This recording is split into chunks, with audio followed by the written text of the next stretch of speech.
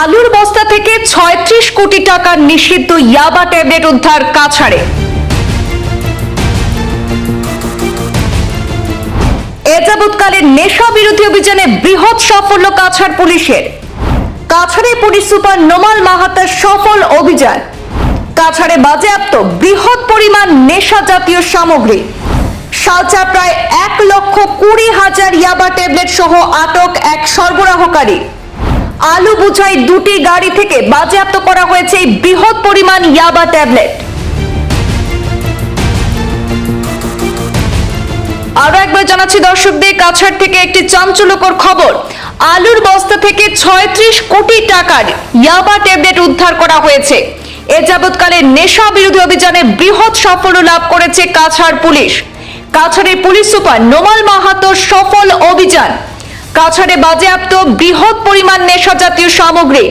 সালচা প্রায় ১,২০,০০০ ইয়াবা ট্যাবলেট সহ আটক এক সরবরাহকারী। আলু বোঝাই দুটি গাড়ি থেকে বাজেয়াপ্ত করা হয়েছে এই বৃহৎ পরিমাণ ইয়াবা ট্যাবলেট।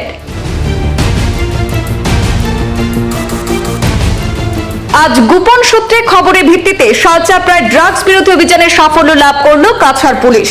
এই অভিযানে আলু বোঝাই দুটি ছোট মালবাহী পিকআপ গাড়ি আটকে তল্লাশি চালানো হয়। তল্লাশি অভিযানে দুটি গাড়িতে থাকা আলুর বস্তা থেকে প্রায় ১,২০,০০০ নিষিদ্ধ ইয়াবা ট্যাবলেট বাজেয়াপ্ত করেছে কাছাড় পুলিশ। সেই সাথে নিষিদ্ধ ড্রাগস পাচারের ঘটনায় জড়িত থাকার অভিযোগে আটক করা হয়েছে মোহাম্মদ আজাদ লস্কর নামের এক সরবরাহকারীকেও। আটক সরবরাহকারী মোহাম্মদ আজাদ লস্কর শিলচর বেরেঙ্গার বাসিন্দা বলে জানা যায়। সেই সাথে ধৃত সরবরাহকারীকে হেফাজতে নিয়ে নির্দিষ্ট ধারায় মামলা রুজু করে তদন্ত শুরু করেছে পুলিশ। বাজেয়াপ্ত করা ইয়াবা ট্যাবলেটগুলির কালোবাজারি মূল্য প্রায় ৩৬ কোটি টাকা হবে বলে জানিয়েছেন কাছাড়ের পুলিশ সুপার নোমাল মাহাতা।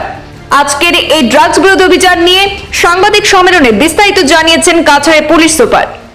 নিচাযুক্ত সামগ্ৰী বা ড্ৰাগছৰ বিৰুদ্ধে আমাৰ যি অভিযান, সেই অভিযান অব্যাহত আছে। অসমৰ মাননীয় মুখ্যমন্ত্ৰী ডাঙৰীয়াই অসমখনক সম্পূৰ্ণৰূপে ড্ৰাগছ মুক্ত কৰিব বিচাৰিছে আৰু তাৰ কাৰণে আমাৰ এই নিৰন্তৰ প্ৰচেষ্টা আছে। আৰু যোৱাকালি এটা বিশেষ সূত্ৰৰ পম খেদি আমি ড্ৰাগছৰ বিৰুদ্ধে এটা অভিযান আমি আৰম্ভ কৰিছিলোঁ আৰু শিলচৰ থানাৰ অন্তৰ্গত চালচাপৰা অঞ্চলত আমাৰ এই বিশেষ পুৱতি নিশাৰ পৰা এই অভিযান চলিছিলে। আৰু এই অভিযান কালত আমি বৃহৎ সংখ্যক পৰিমাণৰ নিচাযুক্ত সামগ্ৰী জব্দ কৰিবলৈ সক্ষম হৈছোঁ। গোটেই অভিযান কালত আমাৰ দুখনকৈ টাটা ইণ্ট্ৰা গাড়ী আমি জব্দ কৰিছোঁ। এখন গাড়ীৰ নাম্বাৰ হ'ল ASAZ11EC2504 আৰু এটা আনটো গাড়ীৰ নাম্বাৰ হ'ল AS11EC4291। এই দুইখন গাড়ী চুবুৰীয়া ৰাজ্যৰ পৰা ইয়ালৈ আহিছিলে আৰু দুইখন গাড়ীতে আলু ভৰ্তি বস্তা তাত সম্পূৰ্ণৰূপে আছিলে আৰু এই সামগ্ৰীখিনি চুবুৰীয়া ৰাজ্য ত্ৰিপুৰালৈ গৈ আছিলে। গতিকে এটা বিশেষ যেতিয়া আমি খবৰ পালোঁ, খবজাৰ পাই পুৱতি নিশাই আমি আমাৰ এই অভিযান আৰম্ভ কৰোঁ। আৰু অভিযান কালত আমি দুইখন ট্ৰাকৰ পৰাই আলুৰ বস্তাৰ ভিতৰত লুকাই ৰখোৱা বস্তাৰ পৰা আমি 12টাকৈ পেকেটছ, গোটেই পেকেটছবিলাকত 1,20,000 ইয়াবা টেবলেট তাৰ পৰা আমি জব্দ কৰিছোঁ।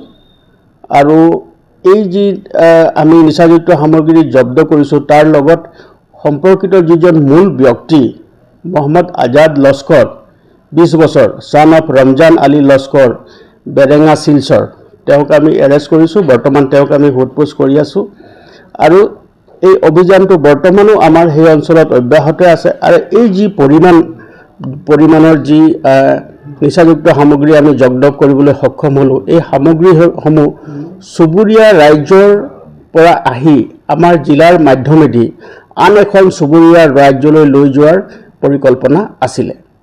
আৰু বৰ্তমান সময়তো আমাৰ এই অভিযান সেই অঞ্চলত চলি আছে আৰু যিজন ব্যক্তিক আমি ইতিমধ্যে কৰায়ত্ব কৰিছোঁ তেওঁক সোধপোছ আমি অব্যাহত ৰাখিছোঁ। আৰু এই যিখিনি সামগ্ৰী আমি জব্দ কৰিবলৈ সক্ষম হ'লোঁ, এই গোটেই নিচাযুক্ত সামগ্ৰীৰ দ্ৰব্যখিনিৰ আজিৰ সময়ত তাৰ চোৰাং বজাৰত তাৰ মূল্য প্ৰায় 36 কৰোৰ হ'ব। গতিকে আমি এই বৃহৎ পৰিমাণৰ যি নাৰ্কটিক্স ছাবষ্টেন্সেছ বা নিচাযুক্ত দ্ৰব্য আমি জব্দ কৰিবলৈ সক্ষম হ'লোঁ। এই যি আমাৰ প্ৰচেষ্টা আছে সি অব্যাহত থাকিব আৰু যেতিয়ালৈকে জিলাখনৰ পৰা আমি যি এই ড্ৰাগছৰ অবৈধ যি সৰবৰাহ ইয়াক যেতিয়ালৈকে আমি নিষেধ কৰিব নোৱাৰোঁ তেতিয়ালৈকে আমাৰ এই অভিযান চলি থাকিব।